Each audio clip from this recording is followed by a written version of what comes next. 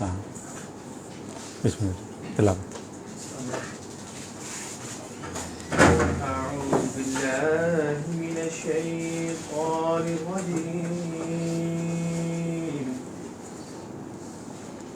بسم الله الرحمن الرحيم الله لا إله إلا هو الحي القيوم لا تأخذه سنة ولا نوم له ما في السماوات وما في الأرض من ذا الذي يشفع عنده إلا بإذنه يعلم ما بين أيديهم وما خلفهم ولا يحيطون بشيء من علمه إلا بما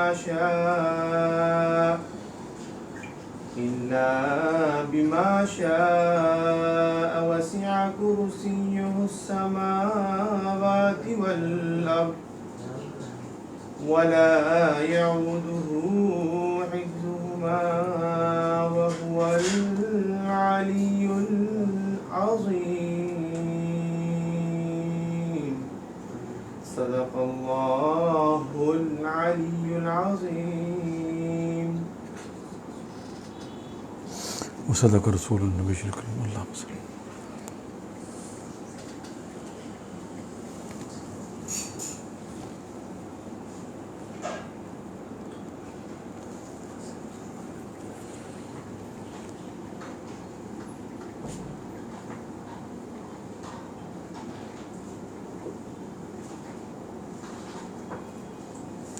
बिस्मिल्लाह जी, बात करें।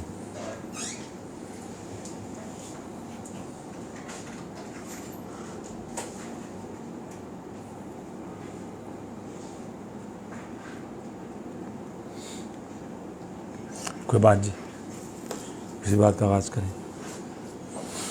सर, अब तमाम तर कोशिशों के बावजूद, एफर्ट्स के बावजूद, जब एक बेबसी या एक जमूद है,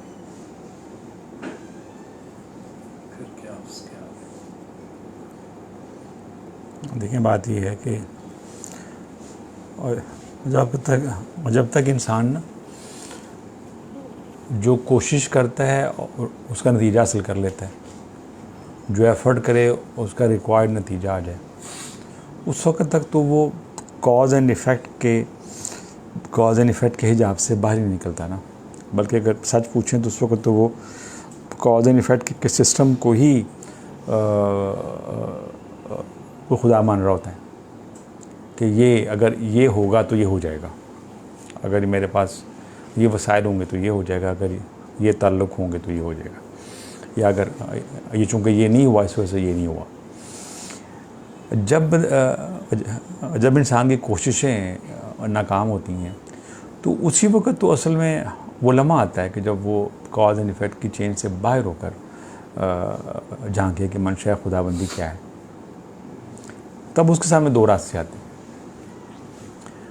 या तो खुदा न खासा मायूस होकर तो स्पिरिचुअल सुसाइड कर लेगा। मायूसी जो होती है इसको बोलते हैं स्पिरिचुअल सुसाइड। और या फिर वो ये है कि सर सद्दे में रख कर अपनी रज़ा के फना होने का ऐलान कर लेगा, मालिक की मंशा के बाकी होने का विलफुली इकरार कर लेगा, तो करीब हो जाएगा, या महबूब हो जाएगा या महजूब हो जाएगा। माजूस हो गया तो महजूब हो गया।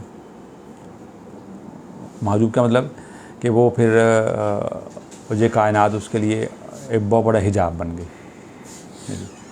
जिससे वो निकल ही नहीं सका मतलब। और अगर क्या हुआ? इशू एक ठीक हो।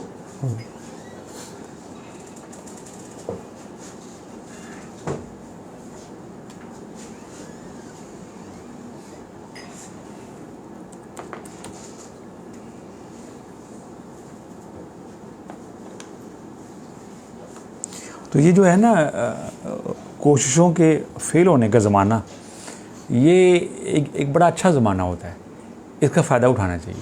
लेकिन इसका मतलब होता है कि अब ये दौर वो है कि जब हम इस दुनिया से मोतक़िफ़ हो गए, यानी कि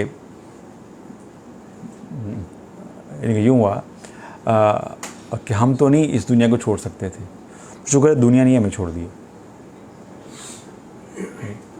तो इंसान जो है ज़हनी तौर पर, क़ल्बी तौर पर आप समझ लें कि वो इंसान इत्तेकाफ़ में आ जाता है। यानी कि जैसे रमज़ान के आखिरी हिस्से में इंसान मोतक़िफ़ होता है ना, तो दुनिया से कट जाता है कि सिर्फ उसका ताल्लुक़ होता है अपने मालिक से, जो भी रब्ता और राब्ता उसका ताल्लुक़ होता है। तो इसी तरह वो इंसान जो है ना मोतक़िफ़ हो जाता है। हाँ, और यहाँ आ जाए, यहाँ ठीक है, और इससे यहाँ जा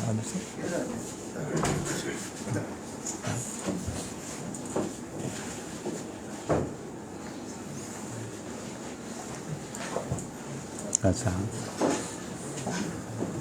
तो ये जो दौर है ये वैसे एक अच्छा दौर होता है जी, यानी कि ये कुदरत की तरफ से इंसान आइसोलेट हो जाता है।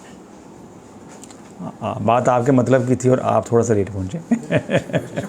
इत्तेफाक है। हाँ, मैंने सुना है कि आज काफ़ी ज़्यादा ट्रैफिक है। आज गेस्ट भी मिलने आए थे तो वो भी कह रहे थे कि बड़ा इशू हो रहा है।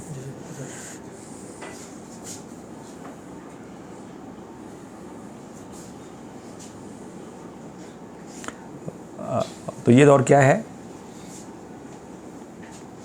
ये जब इंसान की कोशिशें नाकाम हो जाएं तो ये दौर क्या होता है? इसको बोलते हैं गोल्डन इरा। हाँ, ये एक सुनहरी दौर होता है कि किसका मतलब होता है कि इस वक्त आप दुनिया से आइसोलेट हो गए, कि आप तो दुनिया को नहीं छोड़ सकते थे, शुक्र है समा और अदर दुनिया ने आपको छोड़ दिया। अब ये दौर जो है ना बड़ा कीमती दौर होता है। इसमें अगर मायूस हो गए तो महजूब हो गए, और अगर राज़ी हो गए तो क्या ही बात है, करीब हो गए। अच्छा देखें ना, मैं एक छोटी सी मिसाल देखें ना, अगर इंसान के पास उसके यानी कि जो एक्सटर्नल वर्ल्ड में जो भी सर्कमस्टेंसेस हैं और जो भी हालात हैं, अगर उसकी प्लानिंग के मुताबिक अकॉर्डिंग टू नॉर्म्स चल रहे हों, तो फिर तो इस जुमले का कोई मतलब नहीं रह जाता कि या अल्लाह मैं तेरे फैसलों पर राज़ी हूँ। क्या ख्याल है? अगर बंदा चोपड़ी खा रहा है और समझ रहे हैं वो क्या कहते नहीं, वो पाँचों घी में और सर कढ़ाई में हो है जी, और चीज़ें सारी उसके टाइम टेबल के मुताबिक चल रही हों, कोई प्लान फ्रस्ट्रेट ना हो रहा हो, और यानी कि उसने अपनी ज़िंदगी में जो भी नक्शा खींचा उसके मुताबिक ज़िंदगी चल रही है, तो फिर तो वो इस जुमले का नहीं वो मतलब है ना कि या अल्लाह मैं तेरे फैसले पर राज़ी हूँ। ये तो जुमला उस वक्त आएगा कि जब सर्कमस्टेंसेस जो हैं वो आपके कंट्रोल से बाहर हो गए, आप कुछ और चाह रहे हैं, सिचुएशन कुछ और डेवलप हो गई, आपकी कोशिशें जो हैं जैसे आप लफ्ज़ मांगे बेबस हो गए कि कोशिशों के बावजूद वो चीज़ें जो कल्मिनेट नहीं हो रही हैं, चीज़ें मैच्योर नहीं हो रही हैं। तभी तो ये मौका है अपनी रज़ामंदी का ऐलान करने का, यानी कि अपनी रज़ा को रब की रज़ा से सिंक्रोनाइज़ करने का तभी पीरियड है ना।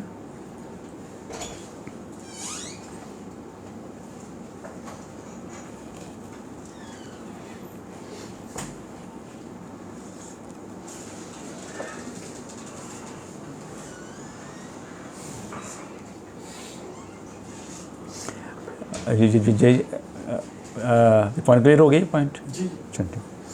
मतलब वो उधर ही है ना जो मौला अली ने फरमाया कि मैंने अल्लाह को पहचाना अपने इरादों को टूटने से।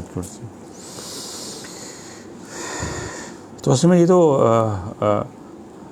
आपने असल में सबक दिया है, वरना आपका कोई इरादा उस के इरादे से गैर हमांग नहीं है। मतलब वो ज़ात तो वो है कि जिसके बारे में कुरान पाक में है कि नल्ला तरा अल-मोमिनीन के मोमिनीन में से एक वो है कि जिन्होंने अपनी जानों का सौदा कर लिया रब की रज़ा के से, यानी कि आपकी शान में ये आयत हुई ना। तो आपका तो वो जो इरादा है वो इरादा है आपका। तो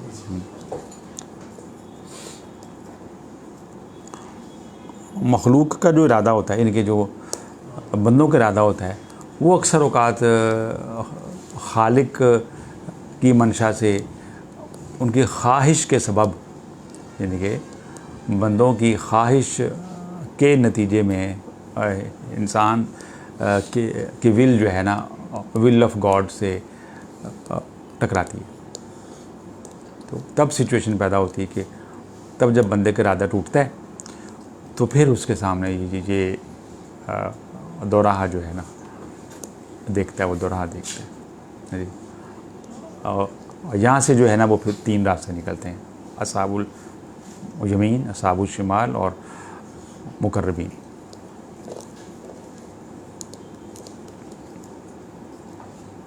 इसको डिफाइन तीनों किस्मों को जरा ये सूरह वाक़िया में है ना कि उस दिन जो है, उस दिन फ़ैसले के दिन, एक तो वो है ना फ़ैसले का दिन, एक वो फ़ैसले का दिन है जब आपने फ़ैसला किया कि जाना किधर है कहते ही ना। अच्छा जी, तो वो है कि वो उसमें लोग 3 गिरोहों में तकसीम हो जाएंगे। एक असाबुल जमीन है दाएं बाजू वाले, एक बाएं बाजू असाबुल शिमाल, यानी कि जिनको हम कहते हैं उर्फ़ आम में जन्नत वाले, दोज़ख वाले, और फिर तीसरा मुकर्रबीन जो करीब वाले, जो दाएं बाएं से बेनियाज़ है। अस्सलाम वालेकुम शाह साहब, तशरीफ़ लाएँ और यहाँ आ जाए।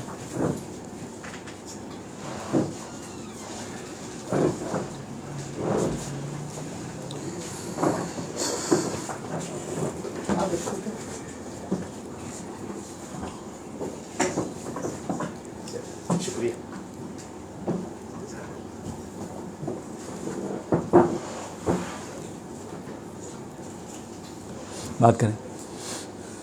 डॉक्टर साहब, जी। एक सवाल के 2 हिस्से हैं। जी बिस्मिल्लाह। मदूदी साहब की एक सेइंग है कि अगर तुमने पहचाना हो कि हक पे कौन है तो ये देखो कि बातिल के तीर सबसे ज़्यादा किस पे गिर रहे हैं। ये समय ये सेइंग जो है मौलाना मदूदी की नहीं है, अच्छा, किसकी? मौला हुसैन की है। अच्छा, ये उन्होंने आपको कोट किया होगा, सॉरी, ने कोट किया होगा। फिर पहला पार्ट तो इससे वैसे ही ख़त्म हो गया। अच्छा सवाल। अच्छा तो मैं पूछने लगा था कि आप इससे एग्री करते हैं कि नहीं? अच्छा अच्छा। सर आप इससे एग्री करते हैं, सही तो इससे पहला सवाल तो ख़त्म हो गया। सही सही सही। अच्छा, दूसरा सवाल फिर ये है कि इस टाइम इंटरनेशनली और लोकली जो सारे तीर हम इमरान खान पे पढ़ रहे हैं, तो क्या इस चीज़ की दलील है कि वो हक पे है? देखिए बात ये है कि ये वैसे तो एक सियासी सवाल हो जाता है, और सियासत में हर शख्स की एक अपनी एक है, उसमें एक अपनी उसकी कमिटमेंट है या एक परसेप्शन है, ठीक है ना। इस वजह से ना एक मुसलमान मुल्क में सियासत को इस तरह हक़ व बातिल में तफरीक का सबब नहीं बनाना चाहिए कि जो आपसे एग्री नहीं करते वो सारे बातिल के ऊपर हैं, यानी कि वो लेवल बड़ा डाइल्यूट हो जाता है, डाइल्यूट हो जाता है। तो बाकी बात यह है कि अगर आप मुझसे पर्सनली पूछते हैं, यानी कि मैं ये नहीं कहना चाह रहा कि आप मेरी बात से इत्तेफाक करें, आपको वाक़ा असल है, आपको तीनों मुसलमान पार्टी ही, मैं तो सबको मुसलमान पार्टी समझता हूँ। हाँ जी, मुस्लिम लीग भी मुसलमानों की पार्टी, पीपल पार्टी मुसलमानों की पार्टी है, जुमा से भी तो खैर पक्के पक्के मुसलमानों का वो तो शिद्दत से मुसलमानों की पार्टी है। तो है जी, या आपके पीटीआई भी मुसलमानों की पार्टी। इस वजह से वो जो है ना, जहाँ चारों तरफ मुसलमान ही हो ना, तो वहाँ उस किस्म की तफरीक नहीं है। इसमें आप ये इसमें मतलब कि बाद हर शख्स कहता है ख़ुद को कि जी वो अकबर है और उसका जो है मुकाबिल जो है वो उसका मुकाबिल जो है वो बातिल पर है। इसमें हम ज़्यादा से ज़्यादा तफरीक कर सकते हैं मुखलिस और गैर मुखलिस की। ठीक ठीक। ज़्यादा से ज़्यादा हम ये कह सकते हैं कि भाई कौन से लोग ज़्यादा मुखलिस हैं, कौन से लोग कम मुखलिस हैं या नहीं हैं। तो वहाँ पे टूल होता है मफादात का, ठीक कि देखें कि कौन शख्स किस मफाद के तहत काम कर रहा है। ठीक। तो जो शख्स बग़ैर मफाद के काम कर रहा है आप उसको आप समझ सकते हैं कि वो बंदा इखलास के करीब है। बात ये कि ये चूँकि ये सियासी स्टेटमेंट होती है तो इसमें ना जो दीनी रूहानी महफिलें होती हैं वहाँ पर ये चीज़ें ऐसे में डिस्कस नहीं होनी चाहिए जी। तो ये आप क्राइटेरिया ये देख लें जी, बजाय इसके कि हक़ व बातिल की इसको जंग बनाएं जी। आप इसको ये देख लेंगे इखलास और गैर इखलास को देख लें। मुल्क के लिए मतलब कि दुआ ये करनी चाहिए कि जो लोग मुल्क के लिए फ़ायदा मंद हैं, जो लोग मुखलिस हैं, रब ताला उनको सरफराज करे, और जो अपने मफादात के साथ हैं उन से जान छुड़ाए जी। नाम लिए बगैर दुआ करते हैं खुले दिल के साथ। ठीक है ठीक है ना। हाँ जी, बजाय इसके कि हम नाम लेकर तो कंट्रोवर्शियल बनाएं इस फार्मूले को है जी। क्योंकि इसमें ऐसा होता है ना कि देखें बंदा बशर जो होता है ना, कोई बंदा ना 100% फरिश्ता होता है और ना शैतान होता है। क्योंकि एक बंदा अच्छाइयों बुराइयों का मजमूआ होता है। हमने ये देखना होता है कि मजमूई तौर पर जो है ना वो बंदा जो है वो कैसा है जी। मैंने लगा जैसे आपके दफ्तर में कोई काम कर रहा है तो उसमें कई बुराइयां हो सकती हैं, लेकिन आप उसको ये देखें कि उसकी अच्छाइयाँ अगर फ़ायदा दे रही हैं आपके ऑफिस को, तो आप कहते हैं यार ये बना ठीक है भाई, चाहे वो, क्योंकि यहाँ पे हम ना जब वहाँ जाएंगे तो वहाँ तो फिर हमें वहाँ जाने से पहले ना वहाँ हक़ व बातिल का जो फ़ैसला है वो फिर करबला में होता है। वो फिर वहाँ जैसी सुचल हुसैनियत लेकर आओ तो फिर दूसरों को यजीद कहो, यूँ ना कह दो यानी कि सिर्फ अपनी मुखालफत करने वालों को यजीद ना कह दो है जी। तो आप इसमें ना आप खुद फैसला करें इसमें। मुल्की हालात, सियासत, ये जो भी हो रहा है वो असरअंदाज तो आम आदमी को, जिस अंदाज आम आदमी को बिल्कुल। तो इनका पूछने का, और मैं भी इस चीज़ से उसको सेकंड करता हूँ, जो ज़हन साजी है वो तो सर आप जैसे लोगों ने करनी है ना। बात ये ठीक है, ये सियासत है, मान लिया ये सियासत है, लेकिन बात यह सियासत असरअंदाज हर इंसान की ईमान पे भी हो रही है। वो कहते हैं वोट देकर जाओ यहाँ से। मैं सबके सामने वोट नहीं कास्ट करना चाहता है, और ये तौकीर साहब कह रहे हैं कि आप अपना वोट मुझे शो करके जाए। नहीं, मैं ये अर्ज कर रहा हूँ कि जो एक जहन, असल में मैं अक्सर ये कहता हूँ कि इस मुल्क को माहिर मुआशियात से ज़्यादा माहिर नफ्सियात की ज़रूरत है। कौम को माहिर मुआशियात से पहले अगर माहिर नफ्सियात अगर ये ज़्यादा हायर कर लें तो, क्योंकि वो कहते हैं ना कि किसी भी कौम की आपने देखना है वो कितने सिविलाइज्ड है, तो आप उनकी ट्रैफिक देख लें, तो आपको नारा उसकी ट्रैफिक देख के पता चलेगा कि तो क्या जो खराबियाँ हैं, ये जो कौम भटक रही है, जो कहीं वो कहता है जी खाता तो लगाता भी, मतलब ये है तो सियासी, लेकिन या ये ऐसा हक़ व बातिल या वो एक असल में लोगों की, हाँ मैं कह रहा हूँ नहीं, बात ये है ना, बात ये है, ये भी असल में ज़हन साजी हो रही है ना, कि मैं कह रहा हूँ कि जो सियासी इख्तिलाफ है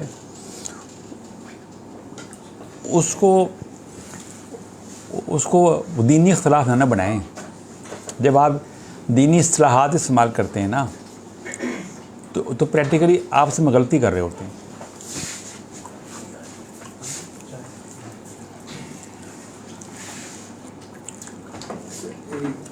थोड़ा सवाल किया आपने कहा कि इखलास को मेयार बनाना, इखलास में अब इखलास किसी के इवन सोशल लाइफ में किसी के इखलास को देखने के लिए मतलब क्या पैरामीटर होंगे, वो तो बातें माजी नहीं मतलब कि इसमें ये है कि अगर चूँकि पब्लिक ऑफिस है ना, तो इसमें हमें लोगों का एक ट्रैक रिकॉर्ड देखना पड़ता है।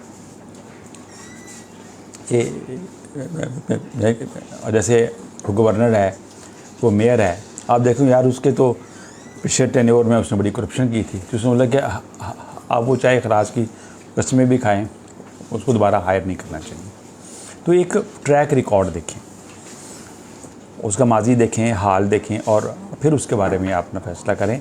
कहने का मकसद ये होता है कि किसी शख्स को या पार्टी को वोट देते हुए अपने तअस्सुबात में न जाएं, अपने प्रीजुडिस में न जाएं कि ये मेरे मसलक का है तो मैंने अब इसको देना है, ये मेरे इलाके का है तो मैंने अब इसको हर सूरत में कास्ट करना है, या मेरी बरादरी का है तो मैंने इसको करना है। बल्कि उसको देखें कि वो जो बंदा रिलेटिवली आपको ट्रूथफुल लगे, ज़्यादा सिंसियर लगे, यानी कि एक आपके पास भी जो है ना मिसाल के तौर पर देखें ना, आप अपने बेटे बेटी का रिश्ता करते हैं तो उसमें भी तो एक मीज़ान होता है ना आपके दिल में, आप आंखें बंद करके तो नहीं करते, आप देखते हैं यार लोग कौन है, उनका रख रखाव कैसा है, वो लोग मतलब है कि अच्छाई बुराई के किस मीज़ान में हैं, फिर उसके बाद ही आप ज़िंदगी गुजारने का एक फ़ैसला करते हैं। तो इसी किस्म का मयार यहाँ भी लेकर आए ना वोट के लिए भी।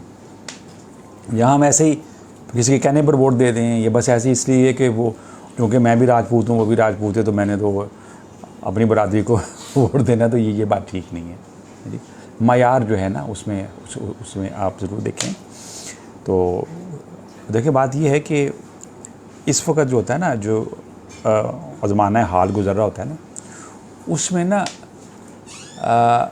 फ़ैसला करना हक़ व बातिल के हवाले से इसलिए मुश्किल होता है कि ज़िंदगी अभी प्रोसेस में है। जिसकी फ़ाइल क्लोज़ हो चुकी हो ना, उसके बारे में फ़ैसला हो सकता है।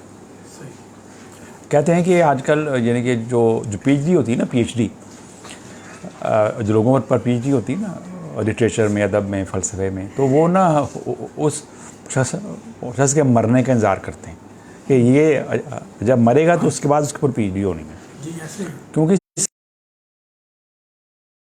तो हो सकता है अगले 5 साल में इसके व्यूज़ कुछ और हो जाएं, हम इसको राइटिस्ट समझ रहे हूँ, ये लेफ्टिस्ट हो जाए, तो हमारा वो सारा मकाला डिस्टर्ब हो जाएगा। जब तक फ़ाइल क्लोज ही ना हो जाती तो उस वक्त तक किसी को उस तरह सच्चा झूठा उसमें, यानी कि जैसे होता है ना कि इंसान की पर्या हुस्सा जानी है जिज़ा तोड़ने पे, यानी कि लोग बड़े बड़े अच्छे विजन के साथ आते हैं और आखिरी उम्र में आखिरी सांस में अपना छाबा उलट देते हैं जी। लोग बड़े बड़े अच्छे प्रोग्राम लेकर आते हैं। जब मिसाल तो जितनी आपकी दीनी पार्टी हैं, मिसाल तो बनी इस वक्त जो आपको एक विशेष एलिमेंट भी इनकी सूरत में दिखाई दे रहा है। ये जब बनी थी तो इनका आगाज़ बड़ा अच्छा था। आप इनका मैनिफेस्टो देखते हो उस ज़माने में 50 साल पहले, 100 साल पहले, कहते यार ये बड़े अच्छे लोग हैं, इनका साथ देना चाहिए भाई, ये देखो दीन का काम करना चाहते हैं, ये इस्लाह का काम करना चाहते हैं, चलो भाई इनका साथ देते हैं। लेकिन फिर देखिए आहिस्ता आहिस्ता वो कैसे मरकज़ से दूर होते हैं। ये सलाहियत बहुत बहुत कम लोगों में होती है कि जो स्टार्ट से ही देख रहे हैं कि ये जहाज़ का रुख किधर है, चार्टर किधर हुआ है जहाज़, यानी कि ये बातिन वालों का ही काम है।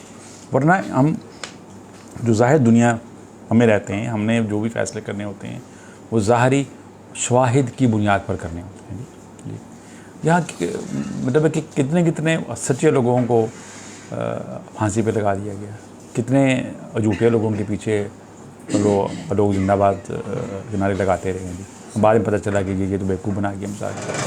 तो इस वजह से कि जब तक किसी की फ़ाइल क्लोज़ ना हो, उसको हक़ व बातिल के चैप्टर में उस बारे में डिक्लेयर नहीं किया जा सकता कि जी मैं कहूँ जी ये तौक़ीर साहब जो है ना ये सरासर हक़ हैं, तो जो इनकी मुखालफत करेगा ना वो सारे बातिल हैं, मैं नहीं कह सकता, क्योंकि मेरे पास कोई ऐसी दलील नहीं है। चाहे इनके बड़े अच्छे काम हो, बड़े अच्छे बंदे हो, मेरा कोई बैड एक्सपीरियंस ना हो, लेकिन ये बहसीत बशरी इंसान मयार हक़ नहीं है। इनको मैं हक़ का मयार बनाकर नहीं फ़ैसला कर सकता कि अब जो इनकी मुखालफत में आएगा इसमें बात नहीं। यानी कि वो स्टेटमेंट जो है वो सिर्फ जनाब वही कह सकते हैं। वही कह सकते हैं, और सैयद शुहदा कह सकते हैं, जो खुद शहीद हो सकते हैं, जो अपने साथ 72 नफूस कुदसिया को शहीद कुर्बानी दे सकते हैं। ये कहना ये उन्हीं का हक़ है जी। तो वो कह सकते हैं उम्मत को कि भाई ये देख लो कि बातिल के तीरों का रुख किधर है। हम सिर्फ उसकी रोशनी में एक का अंदाज़ा लगा सकते हैं बस अपनी अपनी सतह पर, लेकिन जो हम अपनी सतह पर अंदाज़ा लगाएंगे वो भी एक कुलिया नहीं होगा, यानी कि उसको हम इस तरह पब्लिक नहीं कर सकते। इस फरमान की रोशनी में ये तो कंक्लूड किया जा सकता है कि गिवन आजकल के दौर में जो मुल्क की होस्टाइल कंट्रीज़ है, इंडिया हो गया, उसके तीरों का रुख किधर है? हाँ बिल्कुल ठीक है, ये बिल्कुल क्योंकि इसमें आप देखें ना, ये जैसे ये कौल मौला अली करम करीम का कि दोस्त का दोस्त है, दुश्मन का दुश्मन दोस्त होता है। ठीक है, दोस्त 3 किस्म के और दुश्मन 3 किस्म के, एक दोस्त का दोस्त और एक दुश्मन का दुश्मन। ये समझ कि वो आपके साथ है। और दुश्मन 3 किस्म के होते हैं, दुश्मन, दोस्त का दुश्मन और दुश्मन का दोस्त। अब ये इसको भी आप वो कर लें, मयार बना लें। तो इसमें ना एक जो है ना बाबरी का एक कौल है, वो मैं यहाँ पे हुज़ूर में बताना चाहूँगा आज के स्नैरियो में, कि आपने कभी कोई ना सियासी बात नहीं की थी, आपकी गुफ्तगू में कभी कोई सियासी गुफ्तगू नहीं होती थी, आप सिर्फ कुलिया बनाते थे। जैसे बात का हुकूमत के हवाले से बात कर रहे थे कि अगर आपने यहाँ लिखा हुआ कि अगर आपकी हुकूमत अच्छा काम कर रही तो उसकी तायद करने में हर्ज कोई नहीं है। ये भी आपने लिखा कि जो बंदा अच्छा काम कर रहा है उसकी तायद करने में हर्ज नहीं होना चाहिए। जो भी बंदा पावर में हो बस आप उसको विलन समझो, इट्स नॉट गुड। और गुड और बैड का मयार जो है ना, वो सिर्फ ये नहीं होना चाहिए कि जो शख्स हिज़्ब इख्तिलाफ में वो अच्छा है, जो हिज़्ब इक़्तिदार में बुरा है। तो ये जो है ना, ये एक लिटमस टेस्ट आपके पास होता है, उसकी रोशनी में आपने ख़ुद फ़ैसला करना होता है। लेकिन अगर हम उस फैसले को अनाउंस करेंगे ना पब्लिक में, तो फिर हमारा फ़ैसला या हमारी जजमेंट ख़ुद एक कंट्रोवर्सी का रुख इख्तियार कर लेगी, क्योंकि एक तो हमारी वो स्टेटमेंट मयारी हक़ नहीं होगी, और एक जिस शख्स को हम अच्छा समझ रहे हैं वो इट्सेल्फ एब्सोल्युटली मयारी हक़ नहीं होता कोई, क्योंकि क्या हमें नहीं पता होता कि कल को बाजी किधर पलट जाएगी, या कल को वो क्या रूप उसका आ जाएगा, जब तक कि चैप्टर क्लोज ना हो जाए। हाँ, जिनके चैप्टर क्लोज हो चुके हैं उनके बारे में आप एक थीसिस लिख सकते हैं, एक राय कायम कर सकते हैं कि इस शख्स ने ये अच्छा किया, ये बुरा किया। और जब तक मैच जारी है ना, उस वक़्त तक कोई मैन ऑफ द मैच नहीं भाई, क्योंकि मैच जारी है अभी है। जब मैच कंक्लूड हो जाते हैं तो उसके बाद आप ये फैसला करते हैं कि ये मैन ऑफ द सीरीज़ है, ये मैन ऑफ द मैच है, या ये इसने डबोया हमें कैच छोड़कर। ये जो इस वक्त पाकिस्तान में जैसे हो रहा है, ये एक चैप्टर क्लोज हो चुका है, पहले ये सेम रिपीट नहीं हो रहा। बिल्कुल आपकी बात ठीक है। अक्लमंदों को ज़रूर इस बात को गौर करना चाहिए, साहिबान बसीरत को असल में ज़रूर गौर करना चाहिए इस बारे में। एक शख्स कौम को खुददार बनाना चाहता है, एक शख्स कहता है कि हमने नहीं झुकना, तो क्या ये दीन की आवाज़ है, या ये दीन की आवाज़ है कि ओहो हमारा रोटी बंद कर देगा, हमारा वो ये कर देगा, वो कर देगा। मतलब कि आप देखें ना कि स्पिरिट ऑफ दीन किधर है।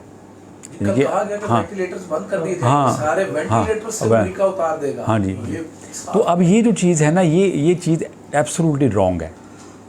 मतलब ये है कि हम लोग ना, वही बात है ना कि ज़ाहिर परस्त हैं। ज़ाहिर परस्त क्या होता है कि ज़ाहरी पैरामीटर से धोखा खा जाते हैं। मैं कहता हूँ कि ये देखें कि रूह दीन किधर है, कि रूह दीन कहाँ बोल रही है। क्या रूह दीन ये है कि इंसान कुफार के आगे, चाहे वो जितने मर्जी ताकतवर हो बंदा, उनके आगे वो यील्ड कर जाए, डर जाए, भाग जाए? और या रूह दीन ये है कि नहीं, अब हमने नहीं झुकने वाले नहीं होते हम जब उसको पता भी होगा मेरे ये कहने से मुझे नुकसान होगा ही होगा, जब लेकिन ये पता असल हाँ, लेकिन फिर भी वो कह रहा है, तो ये उस बंदे के सच्चा होने की इस वक्त वो दलील ज़रूर है।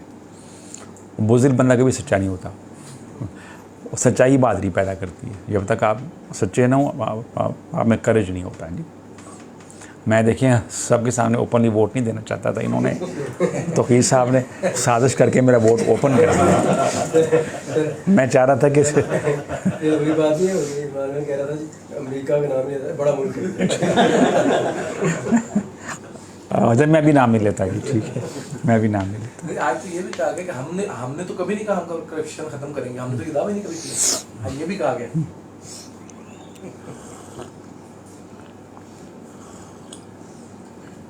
इन्होंने कहा शहबाज साहब। अच्छा, यानी कि वो ज़ाहिर है वो तकरीबन प्राइम मिनिस्टर बन के उनका कप ऑफ टी है, तो वो तो नहीं अपना कप छोड़ेंगे ना। तकरीबन प्राइम मिनिस्टर बन के उन्होंने एक प्रेस कॉन्फ्रेंस किया, तो उन्होंने कहा कि देखिए हमने तो कभी कहा ही नहीं, ये दावा ही नहीं किया कि हम करप्शन को खत्म कर दें। यही सवाल बदामी ने किया था उनसे, मौलाना फजल अहमद, कि आपके नज़दीक जरदारी साहब बड़े क्लीन आदमी है, कह रहे ये मेरा इशू नहीं है, अब corruption is not my issue, अब मुझसे इस पर बात ही ना किया करें। ये भी उनका एक अब देखिए ये मतलब ये कितना ये मेरा इशू नहीं है, ये कैसा दीनी रहनुमा है जो ये कह रहा है कि बदयानती उसका इशू ही नहीं है। यानी हालांकि जो कौमी सतह पर जो बदयानती होती है ना, वो नाकाबिले माफ़ी होती है।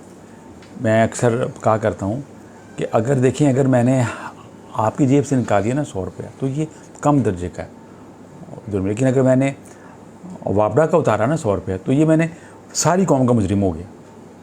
यानी कि वो एक कॉमन पूल है ना। अगर मैंने किसी एक घर की हंडिया में से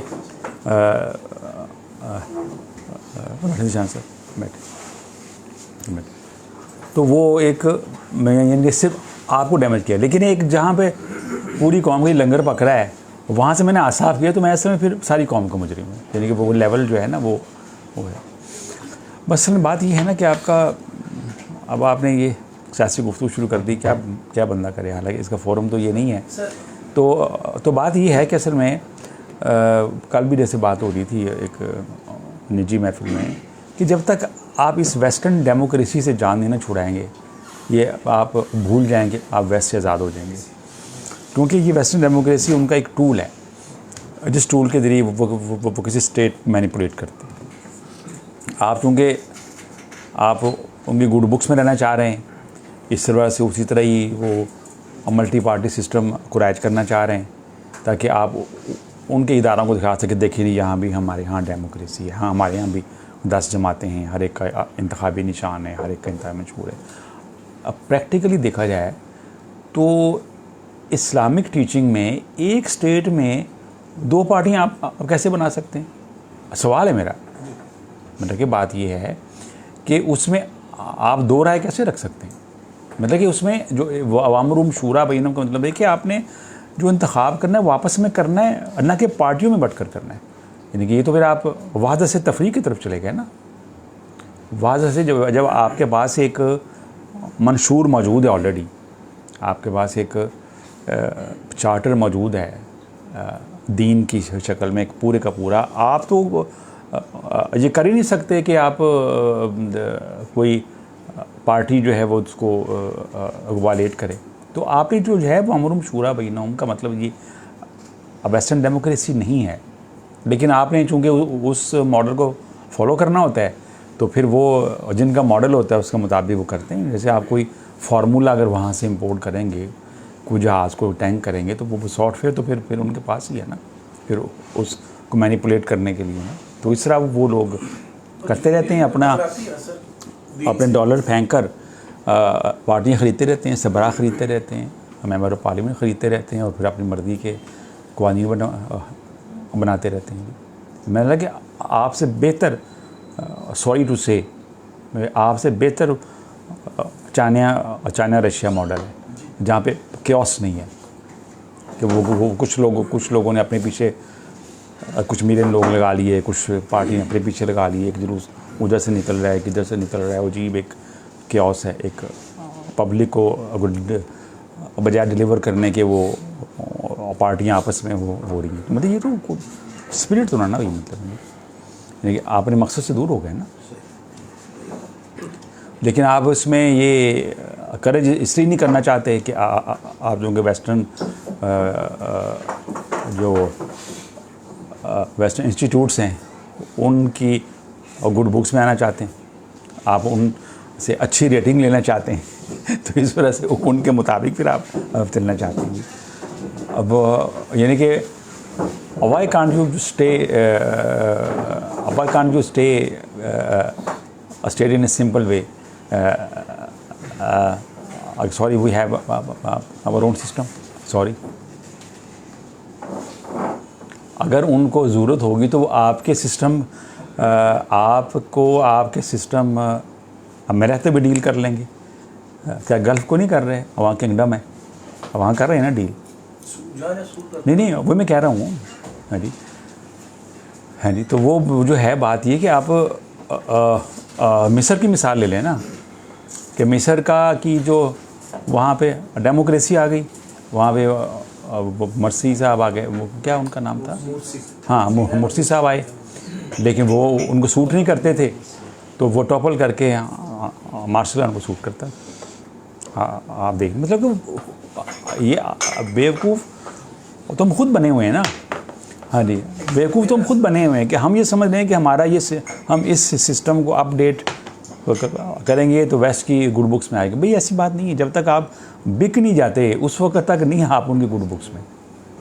तो आप अपना सिस्टम ठीक करें, अपने यानी कि ये देखें कि ये सिस्टम आपको डिलीवर नहीं कर रहा, उस सिस्टम को रीडिफाइन करें कि अभी ये सिस्टम देखें वो नहीं वो चल रहा। हाँ जी, कभी दरमियान में कुछ आ गया, कभी कुछ आ गया। तो ये जो एक फ़लसफ़ा है कि इसको चलने दें, ये अपने आप को खुद ही ठीक कर लेगा, ये फ़लसफ़ा तो बड़ा ही बेवकूफ़ाना फ़लसफ़ा है। ये इसकी मिसाल जब किसी ने दी थी कि जनाब मैं गाड़ी पे जाने लगा तो गाड़ी में से ना कुछ आवाज़ आ रही थी, तो ड्राइवर कहने लगा कोई बात नहीं, गाड़ी चलती रही, खुद ही ठीक हो जाएगा। तो क्या हुआ कि मोटरवे के बाद 50 किलोमीटर के बाद ही गाड़ी ब्रेक डाउन हो गई। तो ये तो बात ठीक नहीं ना कि सिस्टम में आप प्रॉब्लम भी है और आप उनको करेक्ट करने के बजाय ये सिस्टम को इस सिस्टम को चलने दे, खुद ही ठीक हो जाए। मतलब कि बात ये है कि ख़ास है तरकीब में कौम रसूल हाशमी, इस रसूल को याद रखें कि आप उनके बनाए हुए सिस्टम को ब्लाइंडली फॉलो ना करें, आप अपने ज़मीनी हक़ाइक़ देखें। मतलब कि आप देखें कि जहाँ पे फ्यूडल सिस्टम हो, जहाँ पे अमीर गरीब का इतना फ़र्क हो, तो वहाँ पे इसलिए डेमोक्रेसी तो मजाक है ना। से भी टकराती है ना, हैं सारे लोग ज़्यादा लोग कहते हैं शराब हलाल है। हाँ, तो फिर क्या करेंगे आप? फिर वो जो वेस्टर्न डेमोक्रेसी की जो स्पिरिट है, फिर उसके मुताबिक तो फिर आपको कानून पास करना पड़ेगा ना फिर, क्योंकि सईद ने कह दिया कि वाइन या गैम्बलिंग ठीक है, तो फिर आपको ठीक करना पड़ेगा। नहीं, तो बात ये कि इसको ज़रा आप सोचें कि ये आप कब जान छुड़ाएंगे इस वेस्टर्न डेमोक्रेसी से। सर इसमें मैं वो सियासत नहीं है, ये मेरा पॉइंट ये है कि क्या ये वो वक्त नहीं है कि जब आप जैसे लोगों का जो ज़हन साजी करते हैं, ये वक्त हमसे आवाम से ज़्यादा जिम्मेदारी जो बैठे हुए लोग जो सामने आप जैसे आपका मतलब है कि ये वक्त नहीं है कि आप इस वक्त एक नारे पाकिस्तान में जलसा करें। नहीं, ये भी अगर 15 लोग यहाँ पे हैं, अगर आपने 15 लोगों को क्लियर कर दिया तो ये 15-30। अच्छा बताएं कि जहाँ पे क्लैरिटी नहीं बता दें। अब इतना कुछ तो बता दी तो फिर भी क्लियर नहीं है। नहीं हम ये नहीं कह रहे। अच्छा, मेरा तो पॉइंट ये है कि अब आप जैसे लोगों को भले इस लेवल पे इसको मल्टीप्लाई होना चाहिए। सही। ये सियासत जो है ना, असल तो मस्जिद से ही है ना सियासत, पार्लियामेंट। मेरे नज़दीक तो पार्लियामेंट हाउस समय- कैंप ऑफिस है मस्जिद नबवी का, जो मेरी सोच है। मैं समझता हूँ कि हर मुल्क मैं मुसलमान कह रहा हूँ मुल्क ना की- मैं कह रहा हूँ ना कि असल में जिसको आप पॉलिटिक्स कहते हैं, ये समय ये पॉलिटिक्स का यहाँ पे कॉन्सेप्ट वो नहीं है ना। यहाँ पे तो सर्विस का कॉन्सेप्ट है। दीन में तो सर्विस का, यानी कि अगर आप मस्जिद में सियासत ले आएंगे तो ना मस्जिद रहेगी ना पार्लियामेंट रहेगी। मतलब कि देखें ना, पॉलिटिक्स का क्या मतलब है कि आपने डिप्लोमेसी से कुछ जोड़ तोड़ करनी है, कुछ मैनूवरिंग करनी है और अपनी बात को ना एनफोर्स करना है, ठीक है। देखिए हमें दीन कहता है कि जहाँ हक और बातिल हो वहाँ समझौता नहीं करना। कि ये हमें ना वो शिरकत मियाने हक को बातिल ना कर कबूल। दीन हाँ। को सबसे ज्यादा नुकसान तो सियासी वही मैं कह रहा हूँ ना, सबसे ज्यादा। अभी मैं कह रहा हूँ कि वो बात कह रहा हूँ कि ये ख़त्म करवाएं ना सियासत। ये जो सियासत है बेसिकली शुरू से अब तक, यानी कि इस्लाम के शुरू से अब तक नुकसान ही सियासत ने पहुँचाया। सर, उस वक्त कायदे आज़म के मौलवी तो उस वक्त मैं कायदे उस आज़म वक्त के खिलाफ चले गए। मैं उन्होंने कहा था गांधी मैं वो पहले की बात कर रहा हूँ, करबला से पहले की बात कर रहा हूँ। दीन को किसने नुकसान पहुँचाया? सियासत ने। कि जब अक़वाल नबी को छोड़ दिया, जब आवाज़ रसूल को छोड़ दिया, सियासत में आ गए। अब वो सियासी मजबूरियों से कभी ये फ़ैसला हो गया, कभी वो फ़ैसला हो गया। और तो फैसले करबला तक पहुँचने थे ना, फिर क्यों मुँह खुलवाते हैं ये उधर तो उधर हम इस तो फ़कीर ये का? तो हाँ पुरानी जी, हाँ उस वही वक्त मैं की कह रहा हूँ। बात हाँ, है, सर। तो मतलब है कि वो दीन जो है ना ये सियासत को नहीं मानता। सॉरी फॉर टू से, यानी कि दीन में सियासत नहीं होती। और अगर आप सियासत कर रहे हैं तो उसमें वो दीन को नहीं चला सकते आप। तो वहाँ फिर आपको दीन पर कॉम्प्रोमाइज़ करना पड़ जाएगा। जैसे आपकी वो दीनी सियासी पार्टियाँ करती नहीं, कदम कदम पर करती हैं, क्योंकि अब इसमें ये फ़ायदा नज़र आ रहा है तो चलो अब थोड़ा सा चेंज कर लें। यहाँ से फिर आगे एक टर्न। मैं सब की नीयत पर नहीं शक करता, मतलब लेकिन अब जहाँ आगे तो यहाँ पे आप थोड़ा सा गाड़ी का रुख मोड़ लें। तो मतलब ये है कि आप ये सारे सिस्टम को रिकन्सिडर करें। आप जो बाशऊर लोग हैं ये सोचें कि ये अच्छा कि ये जो है कि ये सिस्टम को रिकन्सिडर करना चाहिए और सिस्टम को रीडिफ़ाइन करना चाहिए कि हम जो है ना वो जब तक हमारे कॉन्सेप्ट्स में क्लैरिटी नहीं आएगी तो वो फिर अब बात नहीं बनेगी। यानी कि बात ये है कि जो है कानून फितरत है और दीन का असूल है कि जो है और सच और झूठ बराबर नहीं हो सकते। देखने वाला और जानने वाला और ना जानने वाला बराबर नहीं हो सकते। फजल ना बाज़ु मलाबाज बाज़ु बार फजीलत दी। और आपका जो ये आपका वोट सिस्टम है, इसमें एक पीएचडी स्कॉलर का, एक मुत्तकी परहेज़गार का और एक बिरयानी की प्लेट पर वोट देने वाले का वोट, जिससे मतलब कि आपने मायार को तो पहले कत्ल कर दिया ना। मेरिट का कत्ल तो उसी दिन वोटिंग डे पर ही हो गया। यानी कि एक शख्स मिसाल के तौर पर कोई स्कॉलर बनता है, मिसाल के तौर पर 25 किताबों का मुस्लिम में खड़ा करते हैं तो उसका वोट भी एक है और उसका टाइपिस्ट है, उसका वोट भी एक है। मेरे तो हो गया कत्ल। मैं मिसाल के तौर पर ना इसकी मैं एक टेक्निकल मिसाल देता हूँ। अगर किसी अस्पताल में डिस्पेंसरों की अक्सरियत ये फ़ैसला कर दे कि ये प्रोफेसर ठीक नहीं है तो क्या आप उस प्रोफेसर को सैक कर देंगे कि चुंगेरी दे के अक्सरियत की फ़ैसला ये था कि डिस्पेंसरों ने कहा था कि जी मैंने। डॉक्टर साहब लेकिन इधर एक सवाल पैदा तो जिन वेस्टर्न थिंकर्स ने डेमोक्रेसी प्रपोज की थी उनको इस चीज़ की समझ नहीं थी। आप नहीं बात पता है क्या, मैं बता दूँ। हाँ ये इंपॉर्टेंट बात। असल बात ये है कि उन की चीज़ें हमेशा अपनी तकाबुल में अच्छी होती हैं। चीज़ें अपनी कंपैरिजन में देखी जाती हैं। देखें वहाँ उन्होंने जिस सिस्टम को रिवॉल्ट किया ना, उसके मुकाबले में डेमोक्रेसी बहुत अच्छी है। पापाइत, ये किंग और पोप और किंग का जो जोड़ था कि जिसके बना पर वो जो से आप फैसला करते उसको दीन की स्टैम्प भी लगती थी, सियासत की स्टैम्प लगती थी, उसके मुकाबले में एक कॉमन मैन को आपने वोट का हक दे दिया। ये उनके लिए इनकलाब फ्रांस बहुत बड़ा इनकलाब है उनका। ठीक। देखिए बात ये है कि जब हम दीन के मुकाबले में बात करते हैं तो दीन के मुकाबले में डेमोक्रेसी बहुत डाउनग्रेडेड सिस्टम है। सही है। मतलब है कि बादशाह के मुकाबले में तो बहुत अच्छी है, सार है। हाँ जी।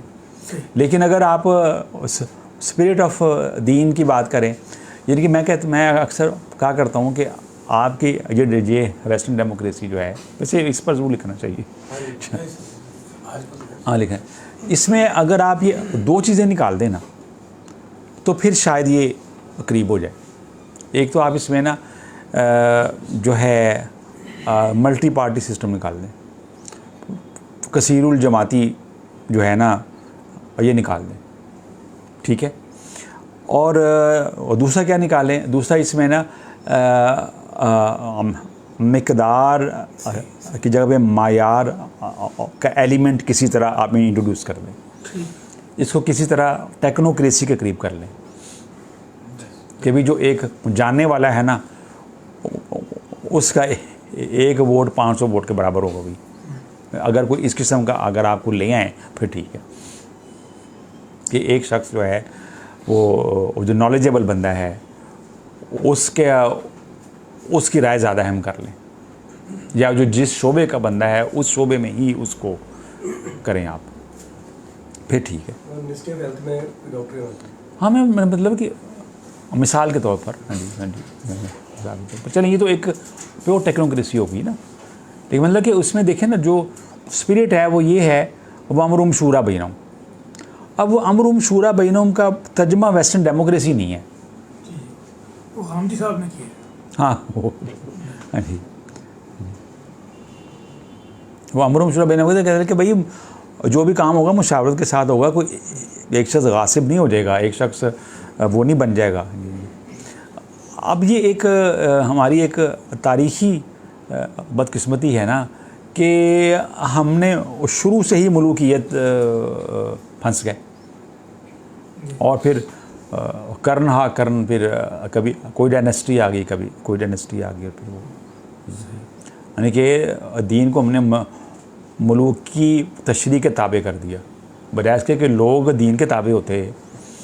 वो बादशाह सलामत ने अपने इक़्तिदार को सलामत रखने के लिए वो दीन को अपने ताबे करते रहे हैं, पब्लिक को हमनवा बना लिया है जी। जो मयार हक़ लोग थे वो बैकग्राउंड पे धकेल दिया गया। मैं ये नहीं कहा कि वो गोशा नशीन हो गए, धकेल दिया गया उनको। फिर इंशाल्लाह इसके ऊपर लिखेंगे।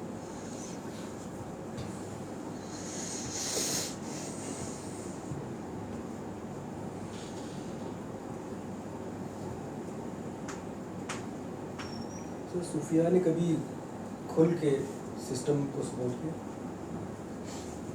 सिस्टम को मतलब जब एक स्टेट की बात करते हैं, निज़ाम की बात करते हैं, तो सिस्टम डेमोक्रेसी एक सिस्टम ही है, किंगशिप एक सिस्टम है। तो ये नहीं, कभी ऐसा हुआ नहीं वैसे, मतलब कोई ऐसी तारीख मिलती नहीं। अच्छा बात ये है कि जो पावर गेम होती है ना, पावर गेम, उसमें ना कदम कदम पर कंप्रोमाइज़ होते हैं, जबकि सूफ़ी दरवेश जो है ना कंप्रोमाइज़ नहीं करता और रास्ते से हट जाता है।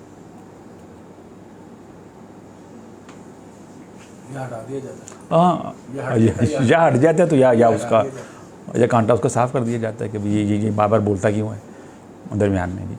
क्योंकि जहाँ पे कंप्रोमाइज़ आएगी ना वहाँ पे स्पिरिट जो है ना वो पॉल्यूट हो जाएगी, रूह जो है ना वो मुतासर हो जाएगी, वो फिर सिर्फ एक खाली सिस्टम की ढोलकी रह जाएगी और जो बजाते रहेंगे आप।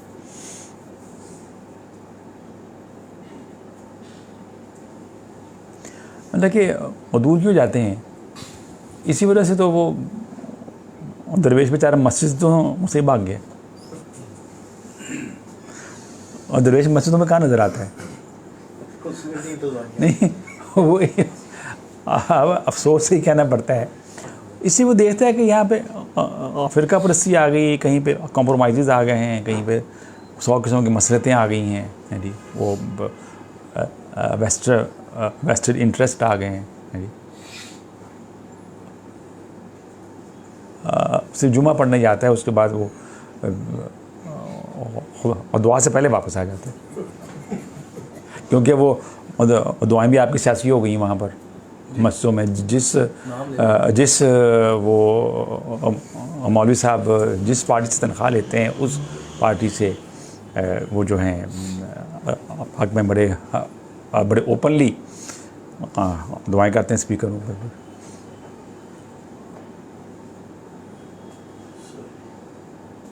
अब वो शरीफ कॉम्प्लेक्स में जो मस्जिद है, तो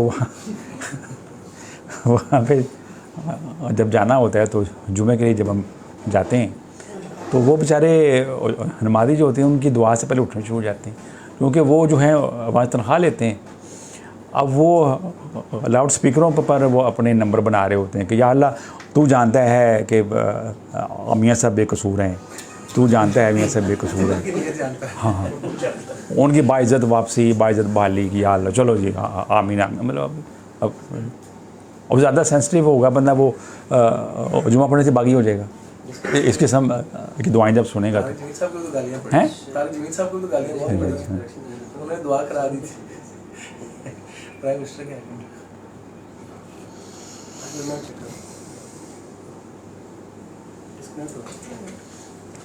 थोड़ी देर के लिए हुआ था, कनेक्ट हो गया दोबारा।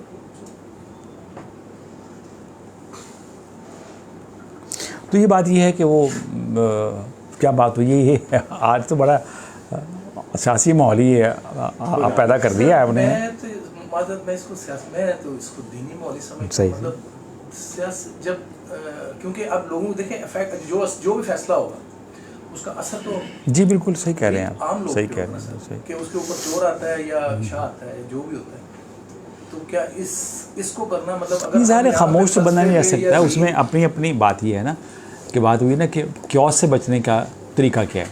बात वो अपनी बात की क्योस से बचने का असल में तरीका यही है कि आप जिस बात को सही समझते हैं उसको अपने दायरे तासीर में बता दें, दायरे असर में बता दें।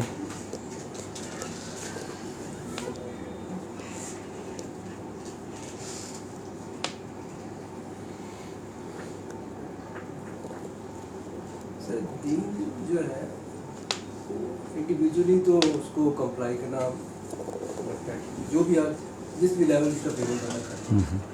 जैसे एक दो पैराडॉक्सेस ये बनते हैं कि पाकिस्तान वाला दीन के नाम, अब यहाँ पे सिर्फ इंडिविजुअल कंप्लाइंस तो नहीं होती, एक निज़ाम तो कोई तो होना है, जो पर्पज़ भी इसका बनने का सुना है कि तो जो एक डील का सिस्टम होता है बेसिकली जो आप मेरिट सिस्टम कहते हैं, उसमें कोई स्ट्रक्चर सामने नहीं आती कि क्या कैसे होता है। डेमोक्रेसी का एक निज़ाम है जी, ये रूल्स ऐसे बनेंगे पर बला उसमें आज तक कोई स्ट्रक्चर ऐसा सामने मॉडल है नहीं कि ये इस्लामिक सिस्टम है। मतलब शुरू में अगर एग्जाम्पल लेंगे तो असल में बात ये है कि मकसद यही था कि हमें एक सिस्टम डेवलप करके लोगों को बताएं। ख्वाजा आज़म ने भी जैसे बारहा मतलब इस बात को स्टेट किया था, ख्वाजा पाकिस्तान बनने से पहले भी, पाकिस्तान बनने के बाद रिपीटेडली, कि हम खिता इससे हासिल करना चाहते हैं ताकि हम ये बताएं कि जो इस्लामिक प्रिंसिपल हैं आज 1300, उस वक्त तो कहते थे 1300 साल, आज का 400 साल कहते हैं अराउंड फिगर में, कि 1300 साल बाद भी इस्लामिक जो प्रिंसिपल हैं वो इक्वली एप्लीकेबल है इंसान वेलफेयर के लिए जितना कि पहले था। हालांकि उस वक्त वेस्ट का डंका ज़्यादा था, आज अब तो फिर भी थोड़े वो हाँ, उस वक्त हालांकि वेस्ट जो है और जो अपनी न्यूटोनियन फिज़िक्स जो है और आपका वो जो था वो एक गोल्ड स्टैंडर्ड समझा जाता था। यानी कि आजकल तो फिर भी उसमें फ्लॉज आ गए ना, लोग उसमें फ्लॉज देखना शुरू हो गए हैं वेस्टर्न डेमोक्रेसी में। वहाँ के भी लोगों में आवाज़ें उठती हैं कि ये क्या सिस्टम है, ये माफियाज तो हैं जो एक जो कॉर्पोरेट कल्चर है जो एक और दूसरे के मफादात के लिए आ जाते हैं, फिर कभी वो आगे कभी ये आगे जी। अच्छा, तो कहने का मकसद क्या है जी कि वो क्या बात हो रही थी, हाँ जी, कि उस वक्त तो वो वेस्टर्न सिस्टम जो है एक गोल्ड स्टैंडर्ड के तौर पर जो है वो समझा जाता था, और उस वक्त कायद आज़म ने कहा था कि हम इस सिस्टम डेवलप, लेकिन बस ये बात ये है ना कि कायद आज़म की ज़िंदगी ने वफा नहीं की, और इसके बाद फिर ये कुछ होता रहा जो कि इसको तो हो रहा है। आखिरी दिनों में तो साथियों ने नहीं की ना, जिंदगी ने तो चलो ठीक था, लेकिन जो इनके लोग थे उनमें से देखिए बात पता क्या है, जो मुखलिस बंदा होता है ना उसके मुकद्दर में तन्हाई होती है, ये मैं आपको बताऊँ उसके वो ऐसा ऐसा तन्हा होना शुरू हो जाता है। मफाद परस्ती जो होती है इसमें गिरोहबंदी हो जाती है, जहाँ पे कॉमन इंटरेस्ट होता है वहाँ पे आपकी फोरम बनते हैं, वहाँ पार्टियाँ बनती हैं, क्योंकि ये कॉमन इंटरेस्ट है ना, कॉमन इंटरेस्ट होता है। लेकिन जहाँ पे इखलास आएगा ना, वहाँ पे ऐसा ऐसा आप देखेंगे कि तन्हाई शुरू होगी। मेरा ख्याल है कोई ट्रांसमिशन मसला आ रहा है कोई है। अच्छा, यहाँ बंद कर दूँ क्या मैं? वहाँ पे इखलास आएगा ना, वहाँ पे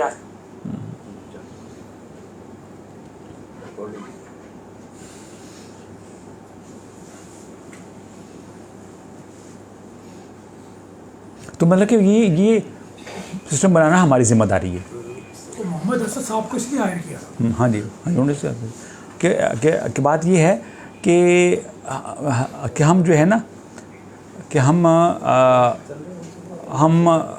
एज ए थर्ड पार्टी नहीं कह सकते क्या सिस्टम है। ये सिस्टम बनाने के लिए ही हमें पैदा किया गया, सिस्टम बनाने के लिए ही पाकिस्तान बनाया गया, और इस पाकिस्तान में हमें पैदा किया। ये हमारी जिम्मेदारी कि हमने बनाकर दिखाना है।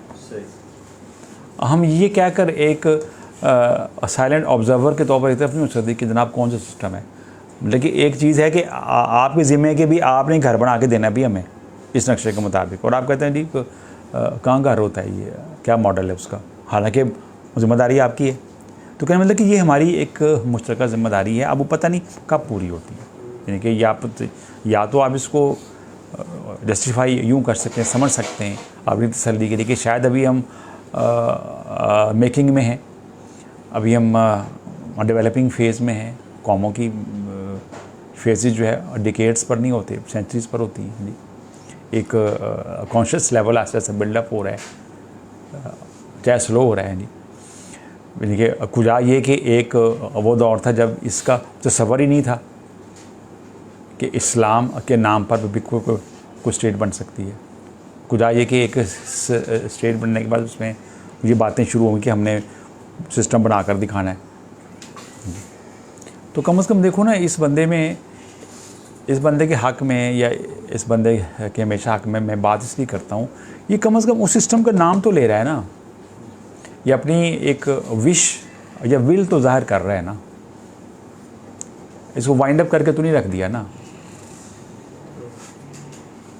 यानी कि ये बात तो कर रहा है ना कि हमने बनाना है, हमने एक स्टेट ऑफ मदीना बनाकर दिखानी, चाहे नहीं बना सका और जन्ना बना सके, लेकिन कम से कम उस लेवल पर ये बात करना ही बहुत बड़ी बात होती है। तो ये जो है ना, आज सियासी गुफ्तगू शुरू हुई है। सवालों में अब क्या करें फिर? सर, कराची में मैंने इनसे कहा कि हाँ साहब, जो बंद होने से मैंने कहा जो आप कह रहे हैं, कहने और करने में बड़ा फ़र्क होता है। जो आप कह रहे हैं वो कर लेंगे, ये मेरा सवाल था। तो 15 मिनट इसने मुझे सही वो किया 1 to 1 उसके, तो उसमें भी उसका यही था कि देखो मेरा काम कोशिश करना है, मेरी कोशिश में फ़र्क हो मुझे टोक दो वहाँ मुझे पता है कि ये मुश्किलें आएंगी। ये उस वक्त 2013-24 तारीख की बात है जब 25 का जलसा कराची से हुआ था, ये 13 तारीख की शाम में। तो इसने कहा कि मुझे ये भी पता है कि सब इकट्ठे हो जाएंगे, ये इसने 13-24 तारीख को 10 सितंबर को कहा। और लेकिन मेरा काम जो है वो, मैंने कहा सवाल मेरा ये कि जो आप कह रहे हैं वो कर पाएंगे, कहने और करने में बड़ा फर्क होता है। मैं कहता हूँ कहना भी बहुत बड़ी बात है। कॉल की एक अपनी अहमियत है, ठीक है, कॉल के बाद अमल भी होना चाहिए, लेकिन कॉल की एक अपनी अहमियत है। एक वो है कि जो बंदा कॉल भी नहीं करता, तो कह रहा था कि हमारा मसला नहीं, हमारा मसला ही हमने नहीं। कभी कहा कि भाई हम खत्म करेंगे, हमने तो दावा ही नहीं किया। मतलब किसी से कहता है कि वो इस्लामिक वेलफेयर सिस्टम एस्टेब्लिश करना मेरा मसला ही नहीं है। एच एस वो है, एच एस कहता है नहीं ये सिस्टम होना चाहिए। अब उसकी रास्ते में मुश्किलात हैं जो कुछ भी हैं। अच्छा, सवाल ये है, ये अब सवाल को डाइवर्ट करते हैं, वो वरना में इसी तरह ही टेबल टॉक की तरफ चले जाएं। हाँ, कि अगर माह रमज़ान में शैतान कैद कर दिया जाता है तो लोग गुनाह क्यों करते हैं? शैतान कह रहा था, लोग तो कह दिए।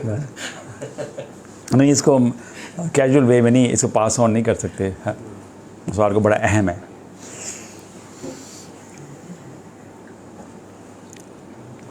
बात यह है कि जो है माह रमज़ान में जब रमज़ान आप पर नाजिल होता है, जब आपके वजूद पर माह सियाम नाजिल हो जाएगा तो आपके शैतान जकड़ दिए जाएंगे। बाहर की बात नहीं हो रही। ये शातीन आपके साथ भी है ना, हमारे नफ्स के साथ कितने बंदे हुए हैं। वो तो जो है, अगर आप माह सियाम को अपने ऊपर नाजिल कर लेंगे, वारिद कर लेंगे, कबूल कर लेंगे अपने वजूद के ऊपर, तो फिर ये इसकी बरकत से आपके शैतान जकड़े जाएंगे। फिर जब रमज़ान आता है तो शैतान जकड़ दी जाती है। फिर बात बिल्कुल नहीं कि इसको आप अपने वजूद के ऊपर इस बात को लें, इसको सोसाइटी के ऊपर ना लें, वरना तो आप कहेंगे कि जनाब जो ही हम जहाज टेक ऑफ करता है तो वहाँ तो कोई रमज़ान ही नहीं, वहाँ तो कुछ भी नहीं है।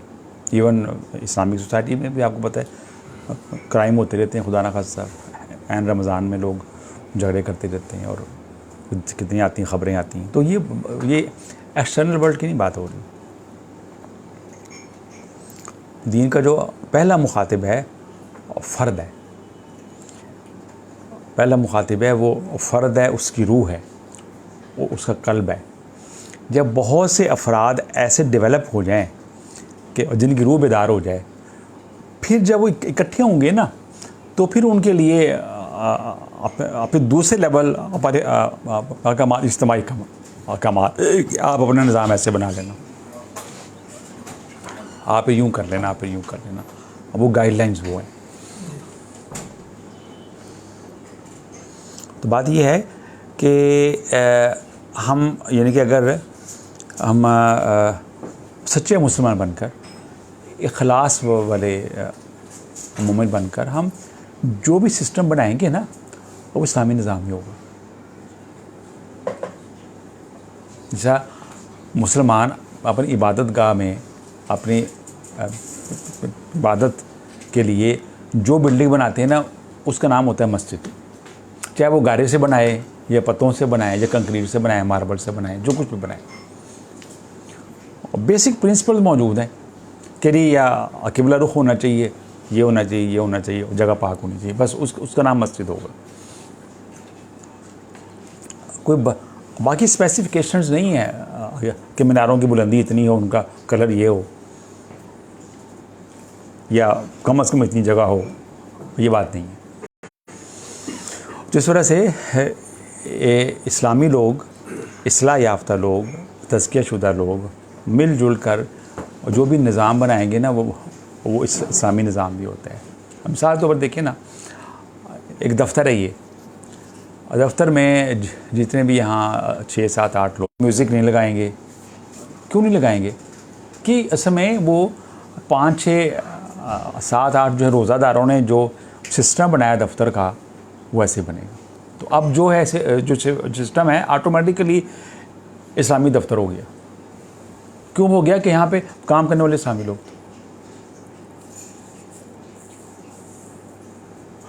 हाँ, यानी कि हमारा इशू ये है कि हम वो ना अपना तज़किया या लोगों का इंफरादी तज़किया करने से पहले ही कहते हैं कि हमें जी सिस्टम का मॉडल बनाओ, सिस्टम का मॉडल बताओ।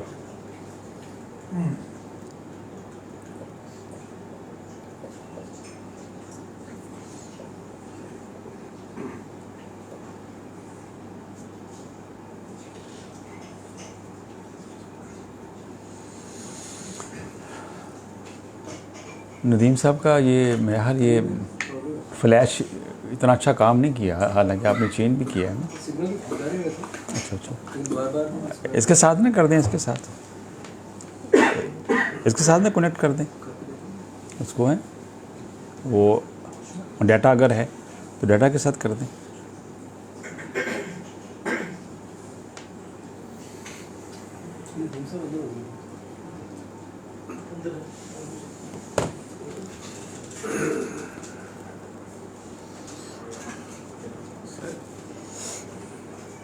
ये ना वो बाबर कंप्लेंट्स आ रही हैं, फ़ोन आ रहे हैं कि डिस्कनेक्ट होता है, तो फिर डाटा के साथ कर दें। नहीं नहीं, लेकिन वो बार बार ड्रॉप होता है ना, फिर डाटा कर लेना, डाटा यहाँ से ले लें। नहीं नहीं,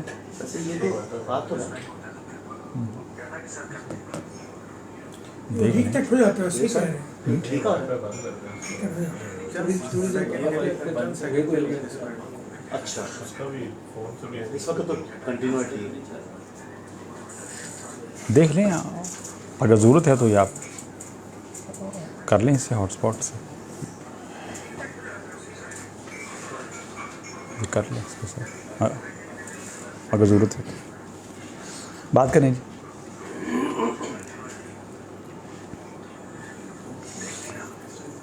जी आप साहब, अच्छा जी, पहले जवाब साहब की बात सुन लें, चलें ठीक है। जवाब साहब, ये तो हक और बातिल का मार्ग है, इसके अंदर एक जैसे आपने भी फरमाया कि जो कलाम पाक का पहला मुखातिब इंसान का फायदा है, मतलब कलाम पाक की आयत पढ़ते हैं वो हक को बातिल का जो पहला मार्क है ना, बंदे के अंदर ही है। आपने ये बात खैर और शर का जो मार्क है ना, सबसे पहले बंदे के अंदर है। सर, ये जो एक कलाम पाक की आयत का आपने ये बात समझाई हुई है कि वो कुल जाओ हक व हकल बातिल जो है ना, ये इंसान के ऊपर वारदात है जो वारदात